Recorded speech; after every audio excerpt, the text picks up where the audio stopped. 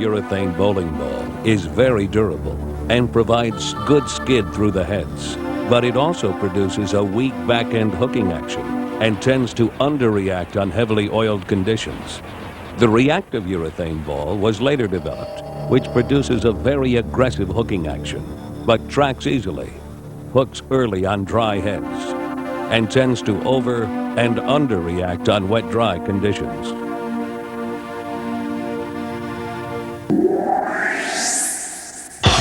Introducing the Quantum Helix from Brunswick Technology Ventures. Helix rolls on a highly polished conventional urethane stripe in the heads, then rolls mostly on reactive urethane in the back ends. Helix is durable, more resistant to tracking, less sensitive to changing lane conditions, and smooths out tricky wet-dry conditions. Bowling has a bold new look. The look of Quantum Helix. Hi, I'm Ray Edwards. I'm Art McKee. I'm Bill Wasserberger. And we're from Brunswick Technology Ventures, here to introduce to you the Quantum Helix, the first truly new concept in bowling ball design since reactive resin. It's the first ball to roll on 2 complementary cover stocks. We developed a unique process that fuses a ring of highly polished conventional urethane within a sphere of reactive urethane, maximizing the advantages of both. One of the major problems facing today's top bowlers is the breakdown of lane conditions during the course of play. Strong cover stock balls such as Sage or Fire Quantums work extremely well, as long as the lane conditions will allow these balls to get through the front part of the lane. But ultimately, all lane conditions break down, eventually rendering strong cover stock balls unusable. A bowler's next move is to go to a reduced reactivity cover stock. But while these balls reduce reactivity in the heads, they also lose reactivity on the back ends. Enter Helix, Quantum's innovative answer to both concerns. With the Helix, the bowler initially tracks on a 3-inch wide stripe of highly polished, pearlized conventional urethane. As the ball rolls down the lane, the track flares approximately 90 degrees, resulting in a track which rolls on approximately 75% reactive urethane and 25% conventional urethane. The dual cover stock technology and high track flare potential of the Helix combine to produce a very clean reaction through the front part of the lane and a medium strong reaction in the middle and back end of the lane. The conventional urethane stripe provides all sorts of advantages for the Helix. It makes the Helix less sensitive to changing lane conditions in the heads. And it won't absorb oil, making the Helix more friendly to lane conditions.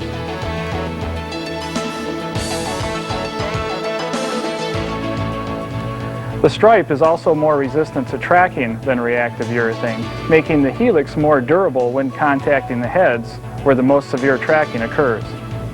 Helix works best on medium oily to medium dry lane conditions where it's less sensitive to changing conditions in the heads, or on conditions or lane surfaces where strong cover stock balls tend to overreact or hook too early. The Helix is very effective at moderating over-under reactions due to wet-dry conditions, whether they be from freshly stripped back ends, a dried out track, or intentionally set up by lane maintenance personnel. For me personally, my whole life, I've always struggled with early hook. I'm fine when there's a lot of oil on the lanes. I'm fine when I can get the ball through the front 15 feet without it hooking, and I can always figure out a way to make it hook in the back end to bowl well. Well, since reactive resin, when there's a lot of oil, everything's fine, but when it starts to dry up, that's when I run into trouble, when the ball starts to hook early. Now we have this bowling ball that scoots through the front half of the lane and then finishes just as hard as any other reactive resin in the back half of the lane. So I'm in heaven right now because I know that I can use a full reactive resin ball in the morning, and I can go to a Helix in the afternoon and in the evening blocks when I'm bowling on the PBA Tour, and I'm not going to have any kind of fear or any kind of struggle no matter what time of the day it is. Well, on tour, you know, the lanes break down so bad sometimes. When my other stuff gets real jumpy or where it starts to react too hard off the dry, I can go to this ball and it really blends the lanes out a lot. It blends them out like a urethane ball, but I still get the nice strong reactive resin back end. This all relates to the word picture, or the look that you're looking for. Everybody has a favorite picture. For me, I've always liked the look. I'm going to be 50 years old now, so when I was bowling with plastic and rubber and then regular urethane, my ball made that gradual pattern coming up to the pocket instead of 50 feet and snap. And now I've got that picture back because I can line up further to the left or further toward the dry boards and not have to worry about it hitting the lane, hooking right away and going to the nose. Or I can get into the oil and hit it harder and not have to worry about it going too long and then snapping. I get that perfect picture that I'm looking for, and people will be able to move on the lane to get the best vision. You feel the most comfortable when you're playing in your favorite spot and getting that perfect vision, and this ball will give you that. Well, I think a lot of folks have trouble sometimes with the new stuff because it's so strong reactive-wise. This ball is a little tamer through the front end, but it still gives you good back end, much more so than just regular urethane. For the average bowler at home, when they get into the real strong stuff, you know, they just get way too much reaction. They can't control it. This ball is very controllable, but it still gives you good back end, and because of the back end, you get good hitting power. I think this ball could help just about anybody. The high average bowlers, you know, they can when the lanes get tough or tricky, they can blend the lane out a little bit with this ball. The lower average or middle average bowlers, when regular reactive resin is a little too strong, they can go to this. So I think everybody can benefit from it. I think this will help everybody. I think this bowling ball is going to help women. I think the bowling ball is going to help juniors. It doesn't really matter because the concept is what works. Worked great. You know, when my other stuff hooked too much, I could move a little bit right with it and keep it more on line. The pin carry was tremendous because, you know, when you can keep the ball a little straighter to the pocket, I think your carry goes up a little bit. When you start getting too deep and having to circle the ball too much or go around the lane condition a little too much, you know, then your carry can be a little suspect. And then, not to mention, when you do miss the pocket, you know, the designs you leave. With this ball, I think you can go a little more direct, but still get that hitting power of a good, strong reactive resin ball. Well, the performance today was terrific. The thing that I noticed more than anything else is I guess I threw about 60 or 70 shots today, and I ended up moving a grand total of 2 boards with my feet. And that's very, very important because 60 or 70 shots is almost equivalent to a 6-game block on tour, and during the course of 1 block on tour, I'm changing equipment or I'm moving at least 2 full dots and an arrow during the course of the block. So this is showing me that all I have to do is adjust my angle a little bit because I'm getting that skid through the front half of the lane, and I can get lined up to the pocket as the lane is starting to break down or hook more and still get that strong finish in the back end. It's not hooking early and rolling out and hitting weak. It's still getting through the front half of the lane and hitting hard in the back end, and that happened all day today. Well, I don't think it tracks up nearly as much as regular reactive resin balls because of that stripe. You know, it gets through that front end pretty clean, and it's not going to track up like the other stuff does. I bowl in a lot of tournaments and a lot of houses that don't resurface their lanes a lot, and in some of them your ball is used up in a week, and the surface is so tracked out that you've got to go and get your new bowling ball resurfaced in a month. I've been bowling with some of these balls for 6 months, and because where the ball is tracking is a harder surface, it has held up so much better than my other reactive resin bowling balls that it's 6 months and you can hardly notice it. If I really make a bad release, I can notice it. I can notice the stripe right away, especially if I get over the top of the ball too early, because then the ball sort of looks like a helicopter all the way down the lane. When I make a good shot, I can see that full stripe for the first 15 feet, and then as the ball starts to flare, I get that helicopter effect. The new Helix ball from Brunswick is something that everybody should have in their arsenal. I mean, you've got a little bit of both worlds. You get that stripe getting you through the front part of the lane with the reactive resin taking over in the back part of the lane. It doesn't track up nearly as fast, it doesn't break the lanes down nearly as fast, and best of all, it looks really cool.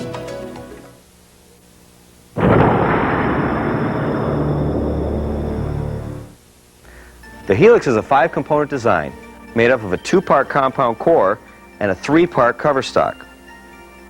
The core consists of a high-density mushroom-shaped inner core surrounded by a medium-density outer core. There are 3 surface markings on the Helix. For the purposes of this presentation, we've used colored stickers to mark 2 of them. A 1/8 inch clear pin that marks the top of the core, a 1/2 inch axis locator pin which is perpendicular to the plane of the stripe and is placed on the bowler's axis when drilled, and the heavy spot punch. The pin out distance marked on the box will be the distance from the clear pin to the heavy spot punch. The Helix will come in separate configurations for right and left-handed bowlers. The heavy spot will be positioned in a zone relative to the pins that will result in a legal amount of finger and thumb weight. A balance hole on the bowler's positive axis to remove excess positive side weight will be necessary for balls that have a heavy spot closer to the axis locator pin. The heavy spot punch will tend to be located on the positive side of the ball. No Helix will require a negative axis hole to correct for negative side weight. The ball is cast, so the riser pin is always in a leverage position, 3 3/8 inches across the surface of the ball to the axis locator pin for maximum flare.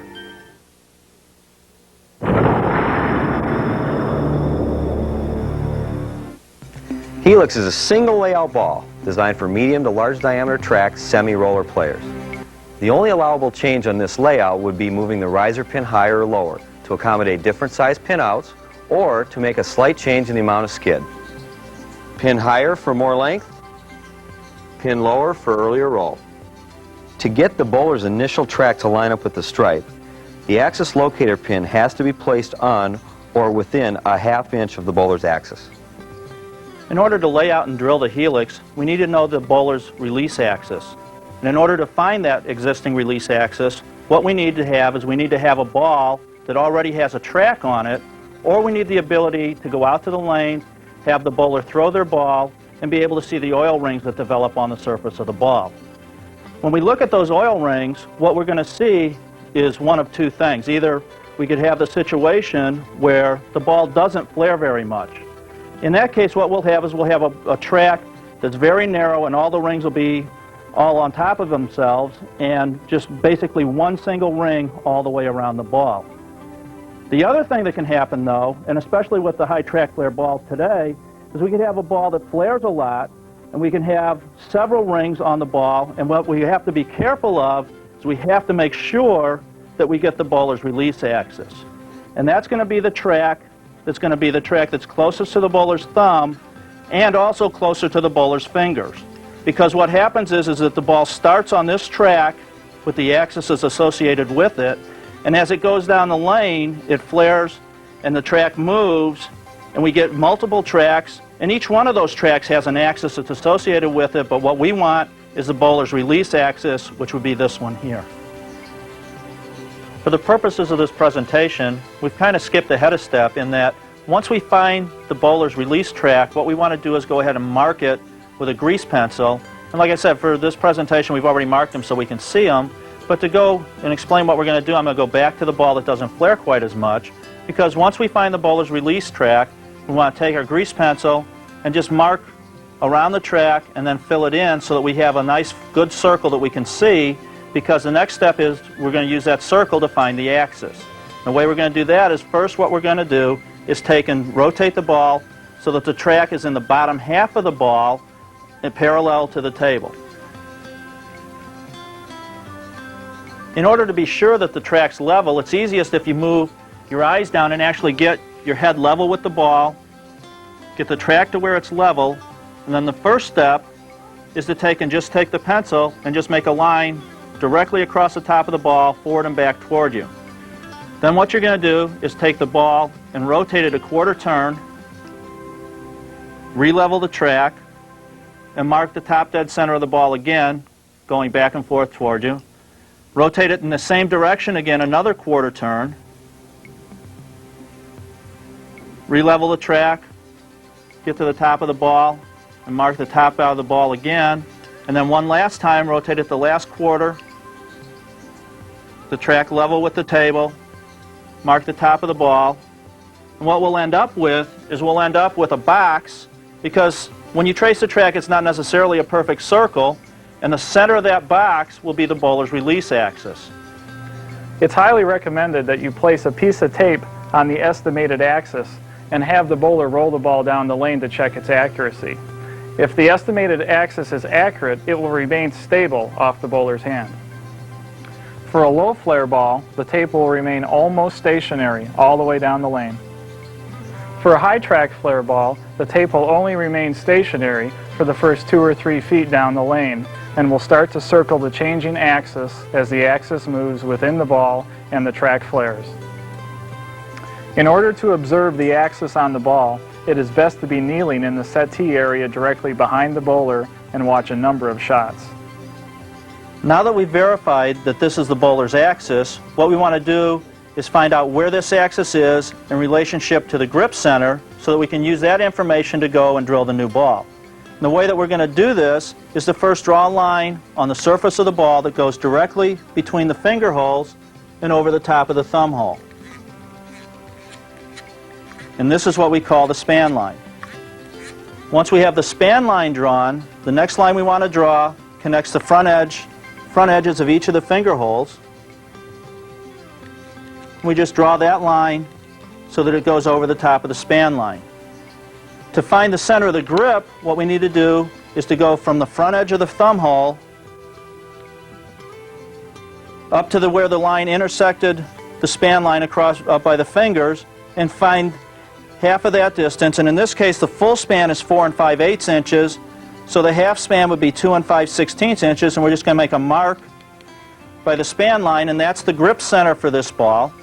Now what we want is to take that grip center and extend it on out so that we have a line that goes all the way out underneath the axis. So as we extend that line all the way out, what we have is the grip, what we call the grip center line that comes all the way out underneath the axis. The last thing we need to do is then to find how far the axis is above or below that grip center line. In this case, it's above the axis. And we just draw the line that comes in at a right angle to the grip center line.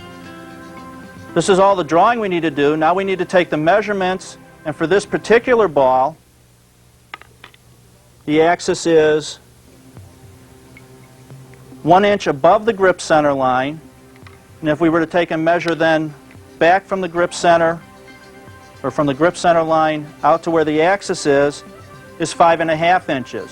So that for this particular bowler, their axis is 5.5 inches out from the grip center and 1 inch above the grip center, and those would be the axis numbers that we need to know to drill the new ball. Knowing the bowler's axis coordinates is critical for being able to drill the Helix properly, because in order to get the bowler's track to start on the stripe of conventional urethane, the axis locator pin has to start on the bowler's axis. Once we know the bowler's axis location, we can use that information to then drill the new Helix. In drilling the Helix, what we want to do is place the axis locating pin directly on the bowler's axis. And there's a couple of ways that we can do this. The first of which uses a compass to take and draw a circle on the ball. We'll take the compass and set it so that the compass is set at the same distance that the bowler's axis is above or below the center line. And in this example, that's going to be 1 inch. I take the compass then and set it in the center of the axis locating pin and take and draw a circle all the way around the axis locating pin that's a 1 inch diameter in this case.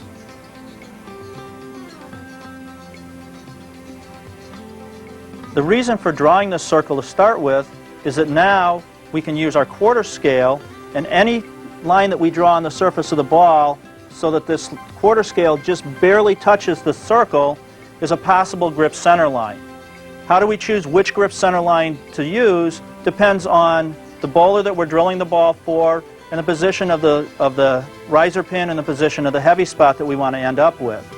In general, for higher track players, we've got to remember that we've got to keep the riser pin so that it's above an imaginary line that would go from the axis locator pin through the riser pin to where the fingers were going to end up. So that in general says that we've got to keep the riser pin up higher.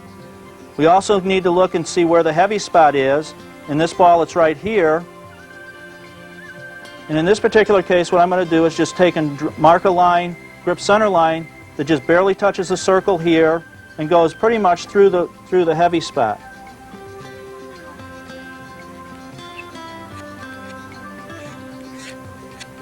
So that when we drill the ball, we have to come back and mark where the axis is. And in this case, the example that we were using had the axis 5.5 inches out and 1 inch up. The inch up was set when we set the compass Now we can set the 5.5 inches back using the quarter scale. And this could be a grip center that we could use for this ball.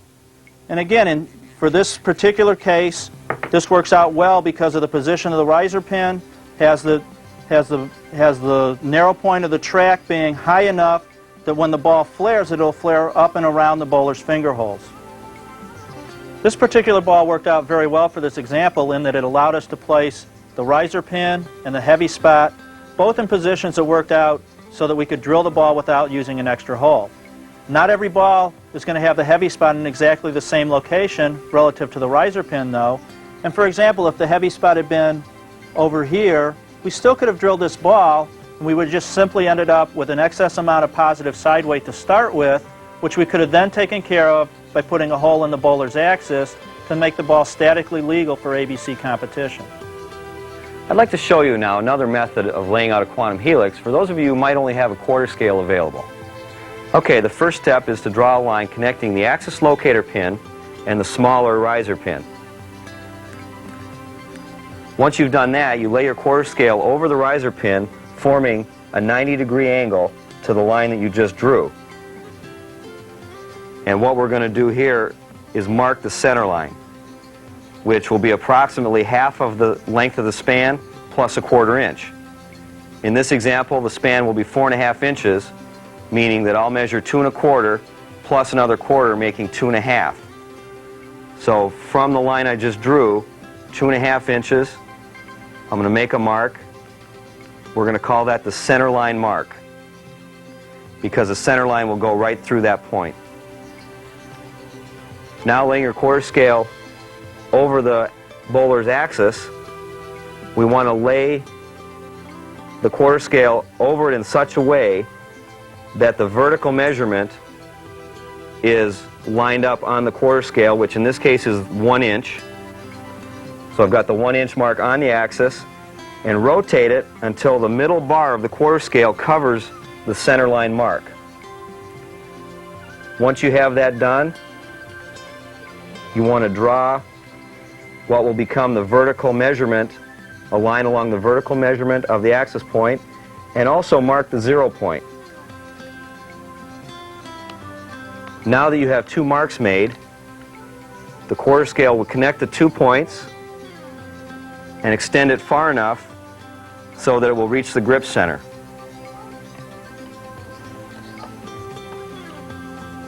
Now you've laid out your vertical measurement and you have the grip center line drawn.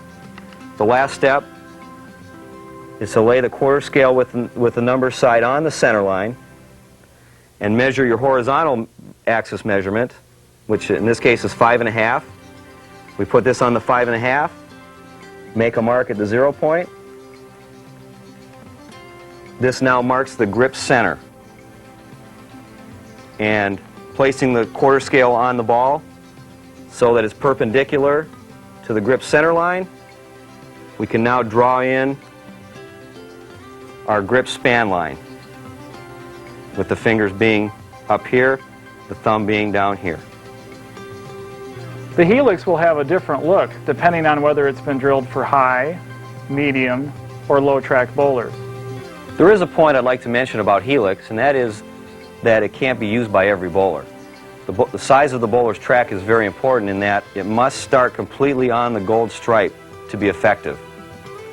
We've come up with the minimum measurement for that, and bring another ball in to demonstrate.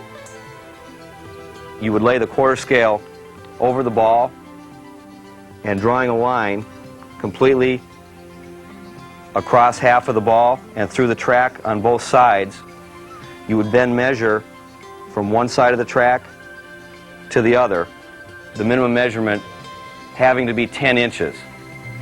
If the distance is less than 10 inches, we do not recommend drilling a Helix for this bowler. We also do not recommend drilling the initial version of the Helix for full rollers. Even though the stripe of conventional urethane goes a ½ an inch past the full circumference of the ball, we don't feel that that's enough of an overlap to be able to use this ball for full roller drillings.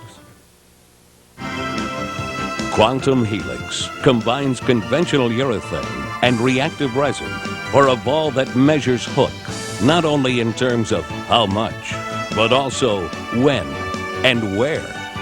Its mission is control. Your mission is precision. Drilling a quantum helix is different from drilling other balls. But if you follow these simple steps, it can be as easy as 1, 2, 3. Bowl your best. Bowl with the Quantum Helix by Brunswick Technology Ventures.